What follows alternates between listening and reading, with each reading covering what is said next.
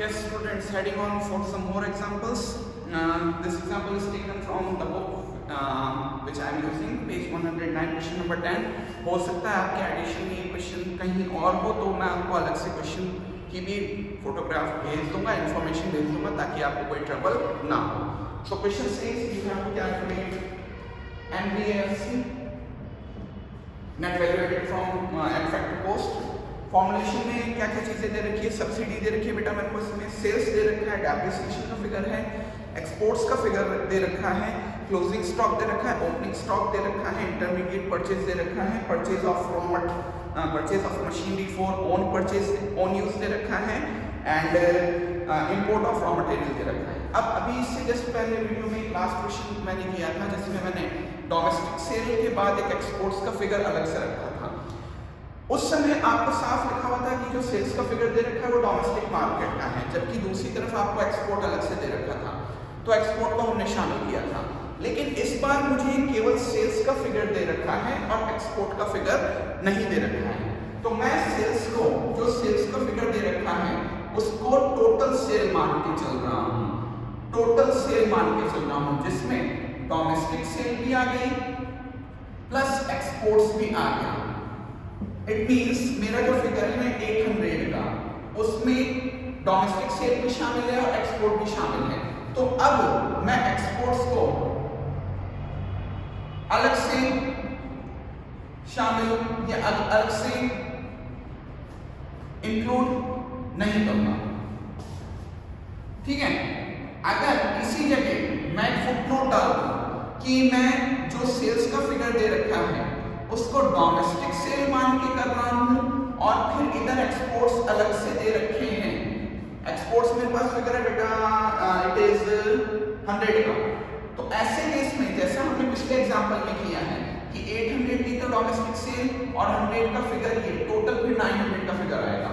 मैं अपने क्वेश्चन को किस तरीके से कर रहा हूं, मैं इस तरीके से कर रहा हूं, इसमें सेल्स को टोटल सेल मान के चल रहा हूं और एक्सपोर्ट का फिगर इस 800 में पहले से शामिल है. तो हम जानते हैं स्टार्टिंग फिगर निकलेगा हमारा जीबीएमपी. जीबीएमपी का फॉर्मूला होता है वैल्यू ऑफ आउटपुट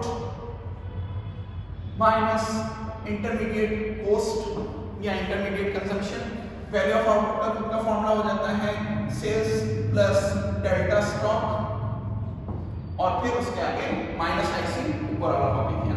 ओके, जैसा मैंने अभी डिक्लेयर कर दिया, मैं एक्सपोर्ट्स को इस सेल का पार्ट मान के चल रहा हूं या इसको टोटल सेल का फिगर मान रहा हूं, इसमें अलग से एक्सपोर्ट को शामिल नहीं कर रहा हूं. तो 800 का फिगर आ गया. अगर मैं इस नोट के हिसाब से करता तो 800 प्लस 100 करके एक्सपोर्ट की एंट्री में अलग से यहां बनाता. ओके, डाटा स्टॉक के लिए मुझे सीएस और ओएस आराम से दे रखे हैं. डाटा स्टॉक बेटा मैंने कैसे निकाला है, सीएस माइनस ओएस करके, सीएस माइनस ओएस किया है. तो सीएस मेरे को दे रखा बेटा 20 का और ओपनिंग स्टॉक मेरे को दे रखा था बेटा 50 का, तो ये इससे हो जाएगा. रही बात इंटरमीडिएट परचेजेस, इंटरमीडिएट परचेजेस दे रखी बेटा 500 की. अब बेटा इसमें देखिएगा दो चीजें हैं, एक तो import of raw material. Import of raw material को हम मान लेंगे कि वो इंटरमीडिएट परचेज में पहले से शामिल है, और एक इसमें वैल्यू दे रखी है purchase of machinery for own use. Purchase of machinery for own use बोला है बेटा, बिजनेस यूज नहीं बोला. तो ओन यूज होने की वजह से वो आपकी कैलकुलेशन में शामिल नहीं होगा.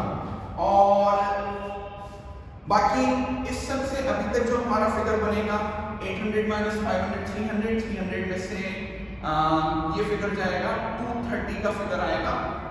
और क्या 800 500 300 प्लस 20 320 माइनस 50 270 और लैक में वैल्यूएशन चलती है तो लैक आ जाएगा. ये मेरे पास है बेटा जीबीएमपी का फिगर. मुझे क्या निकालना है, एनवीएएफसी निकालना है. अब देखिएगा जीबीएमपी से एनवीएएफसी निकालना है तो सबसे पहले तो ग्रॉस से नेट का का होगा एडजस्टमेंट, तो एक तो डेप्रिसिएशन माइनस करेंगे. इसके अलावा एमपी टू एफसी जाना है, तो एमपी टू एफसी जाने के लिए या तो माइनस आईटी प्लस सब्सिडी करेंगे या क्वेश्चन में अगर डायरेक्ट एनआईटी दे रखा होगा तो एनआईटी माइनस कर देंगे. हमारे क्वेश्चन में अगर मैं ध्यान से देखूं तो ऊपर ही ऊपर सब्सिडी का फिगर दे रखा है और एक डेप्रिसिएशन का फिगर है. उसके अलावा और कोई इंफॉर्मेशन नहीं है। तो GVAMP minus depreciation minus IT plus subsidy, मैंने चारों चीजें लिख दी। इससे मेरे पास NVAFC आ जाएगा। GVAMP का फिगर है 270 का, डेप्रिसिएशन मेरे क्वेश्चन में दे रखा है 30 का, IT मेरे क्वेश्चन में नहीं है, IT मेरे क्वेश्चन में है ही नहीं, तो इसको लिखे तो भी ठीक है, नहीं लिखेंगे तो भी चलेगा।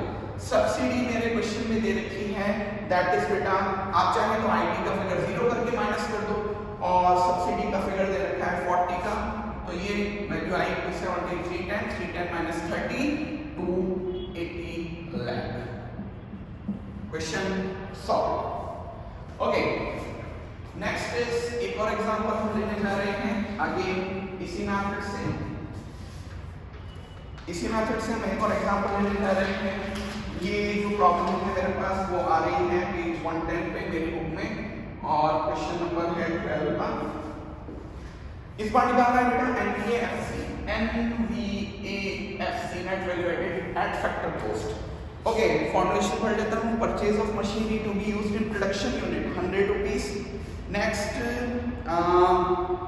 सेल्स दे रखा है 200 का, इंटरमीडिएट कॉस्ट दे रखा है 90 का, नेक्स्ट इज इनडायरेक्ट टैक्सेस है 12 का, चेंज इन स्टॉक है 10 का, एक्साइज ड्यूटी है बेटा 6 रुपीज की, एक्साइज ड्यूटी है 6 की, और स्टॉक ऑफ रॉ मटेरियल दे रखा है 5 का, स्टॉक ऑफ रॉ मटेरियल दे रखा है 5 का। चलिए शुरू करते हैं इस क्वेश्चन को।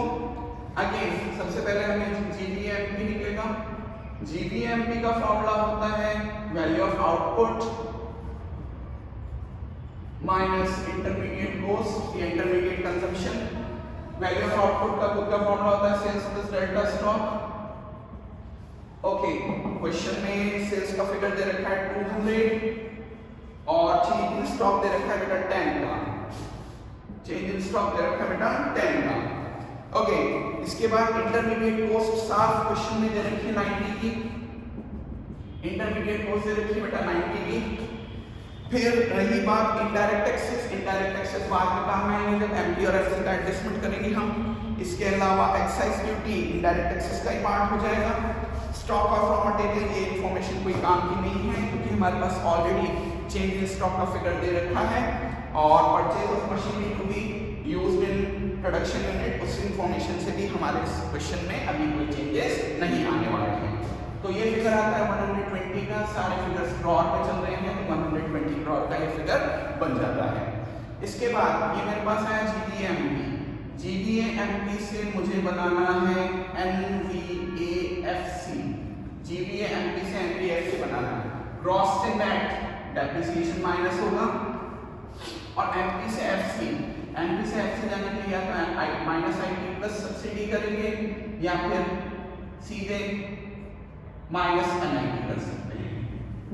ठीक है, तो मेरे पास GVAMP का फिगर है GVAMP minus depreciation minus IT plus subsidy करके मैं NVAFC पे पहुंच जाऊंगा। फिगर्स दे रखे 120 माइनस डेप्रिसिएशन, मुझे डायरेक्टली इस क्वेश्चन में डेप्रिसिएशन की कहीं कोई वैल्यू नहीं दे रखी है। इसके बाद इनडायरेक्ट टैक्सेस मुझे दे रखे हैं, डेप्रिसिएशन नहीं है तो हम उसको 0 मान सकते हैं।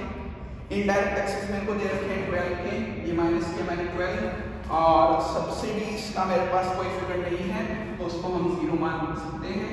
120 minus 12 108 raw rupees. So this is another example by value addition method, and here we come to an end. इसके अलावा भी और जो मुझे क्वेश्चंस मिलते हैं वैल्यू एडिशन के, उसके मैं सॉल्यूशंस आपको डायरेक्टली आपके नोट्स में भेज दूंगा और उनके साथ प्रॉपर नोटिंग रखूंगा कि कहाँ क्या किया है हमने। तो वीडियोस को भी देखें और उन सॉल्व न्यूमेरिकल्स को भी देखिएगा, और अगर कोई क्वेश्चन रहता है तो please feel free to talk to me.